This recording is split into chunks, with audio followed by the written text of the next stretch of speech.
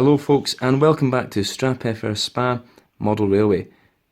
To all my new subscribers, hello and welcome to the channel, and to all my current and existing subscribers, welcome back folks, and it's good to see you. This is the early November, sort of late October update. This video was made up of clips taken throughout the end of the month of October and start of November. So what we're going to have a look at is the progress made throughout those months. So if we just get straight into it then, as you can see towards the front of the baseboard, I have started to install the point rodding. I underestimated how much time this would take, as it's actually quite time intensive, and for all the stuff I've done so far, it's taken me roughly between sort of 4 to 6 hours, give or take. This is just due to the fiddly nature of the installation of the point rodding, and also what I've done is I've mounted it on these little wooden pads that you can see before you, just to help bring up the point rodding out of the baseboard. And again, it's similar to what the prototype is, taken from the photographs of Strathspey Railway. I've also installed some point rodding down this end of the baseboard. Again, it's really good. You can see how it's sort of adding detail to the front of the scene. And we can see in here we've got all the sorts of cranks. We've also got the sort of heat compensators to allow for expansion and with traction of the point rodding during hot and cold weather. And then we've actually got sort of the crossovers going under the actual point locks and the blade shifters there. So it's really good. I'm really pleased with it so far. As you can see, I've actually run out of point rodding, so I'm waiting to actually order some more kits to then finish it up and bring it up to the actual point lever set just there. For those who model accurately, I apologise because this probably offends your eyes, as I'm pretty sure I've not done it 100% as it should be like the prototype, but it does give a good representation of point rodding, and to be honest, it's only a home layout anyway, so it's only really going to be myself and maybe friends who see it, and it's not, I actually like it, so I'm happy with that. So moving on then, as you can see, the station platform has had some work done to it. I've taken away the sort of short end and then I've extended it all the way out to the end of this baseboard here. The taking away of the original bit actually looked very dramatic. I wish I'd taken some stills of it just to put into this video, but it's the same sort of method that I used to build the majority of the platform. I'm using a polystyrene base, which you can see just here, and then I'm using the Wills kit, sort of embossed plastic just here. That's some of the existing stuff from the original platform. All I'm going to do is again stick that on, paint it up, and then on top here I'll put in more Woodland Scenics sort of fine ballast just to act as gravel there, and that'll set the station platform up ideal. So I'm very happy with the progress in this area so far. Okay, so parcel arrived today from Hattons with my new PM1 motors and also my 3 DCC80 frog juicers. So I'm going to now try and get these installed onto the model railway, and I'll get back to you and let you know how that's gone. So fingers crossed we'll actually be able to install them successfully and we'll get some locals running freely around this layout. Concurrently, while I'm waiting for the glue to dry as well, I'm just gluing in the new parts of the platform. So I've glued in now the new brickwork along here. Just need to glue all the top down, likewise the capstones along here as well. Capstones there. Once that's done, give it a lick of paint and then we'll get the gravel placed in there. Okay, looking along to the area of the sort of maintenance shed. Okay, what I've done is I've used the plaster technique. You'd have seen it on Richard's video in New Junction. Also, Richard from Everard Junction, he used this technique as well many years ago. Most people have moved on to using the foam to make concrete, but I quite like the idea of pouring in and trying to level it out myself. So that's what I've done. It's a bit messy. As you can see, I've removed the backboard for this, and it's just one of the benefits of having the backboard on Velcro strips there.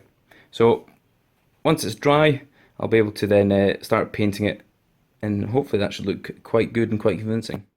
Okay folks, this is going to be the ultimate test of the point wiring, which I completed earlier this morning. So all points are now wired in, and so far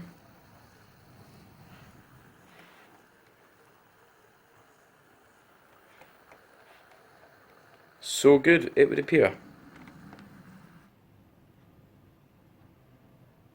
So if we look at the front then of the board, and you see I've just put all the toggle switches just along the front face of the board.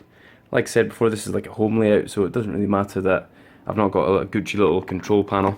So I've just put all the switches underneath the actual points. So let's just turn the points now. So let's just get that one set and then back up here. There we go. Let's try this again.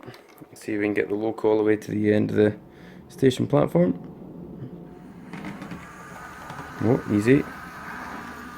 Put the regulator full open there. There we go. Success!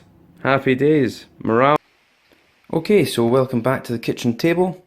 And what you see in front of you then is a few materials which I plan on using for modelling on the actual baseboards. So what we've got then is we've got coal dust along with some coal chunks taken from the bottom of the coal scuttle. We've then got coal ash taken from the fire pan on the open fire. And then we've got wood ash taken from one of my mate's outdoor back garden chimeras. Following on from that as well, we've got leaf litter. And if you look at Alnahudy Central's videos, he's doing a series of quick tips on modelling, and one of the things he does is realistic leaf litter. And this is, look at his video, this is literally real leaf taken from the autumn fall outside, put in the oven, baked and dried off, and then grated into a fine powder. And as you can see there, you actually get lots of different colours. Just a small tip when you're doing this, make sure the oven is set to 120 odd degrees, no hotter, because what you'll do is you'll actually burn it. And what you really want to do is get all those different colours there. So if you look in there, you can see all the different sort of colours. So I picked a lot of like red and yellow and sort of light golden brown leaves. And by doing it on a lower temperature in the oven, you manage to actually keep those colours.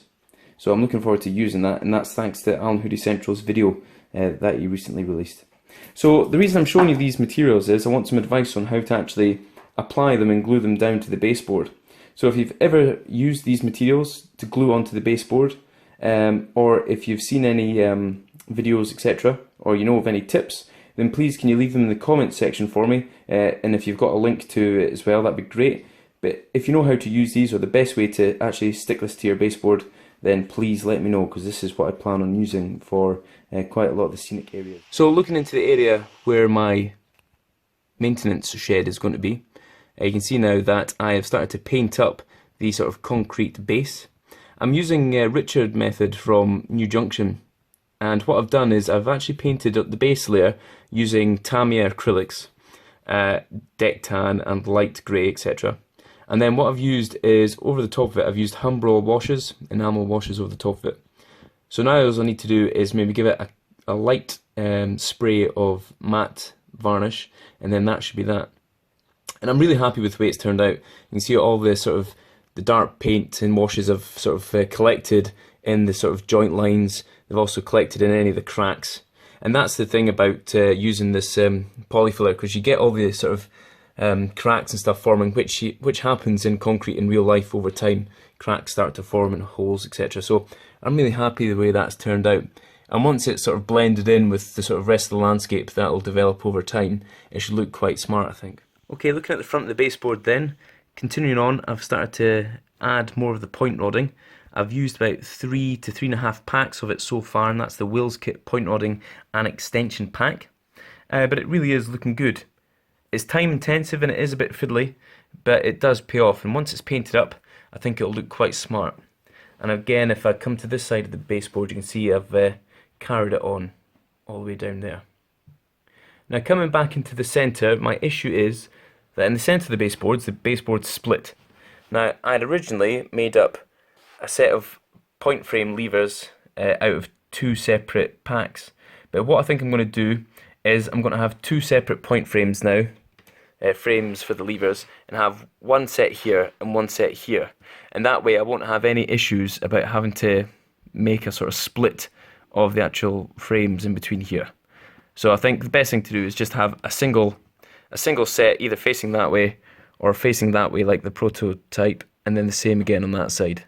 And that way it just sort of mitigates any sort of point rodding that doesn't match up coming over this gap here where the baseboard splits. Well, for the time being, that's all from Strathpeffer Spa Model Railway. So over the next month or towards Christmas, I won't actually have much time as I get very busy on the run up towards Christmas, so there may not be much work done on the model railway. However, keep an eye out for any future updates, and I'll try and get another update video out as soon as I can. To all my subscribers, thanks for sticking with me. To all my new subscribers, thanks for subscribing. Make sure you all like the video, feel free to share it, and if any of you have any comments which you want to drop in, then please feel free to do so. Whether it's constructive criticisms or just a good chuck up, then it's all welcome, and I'll try and get back to you as soon as I can. Thanks for stopping by, guys. Take care of yourselves, and I'll speak to you again soon. Bye for now.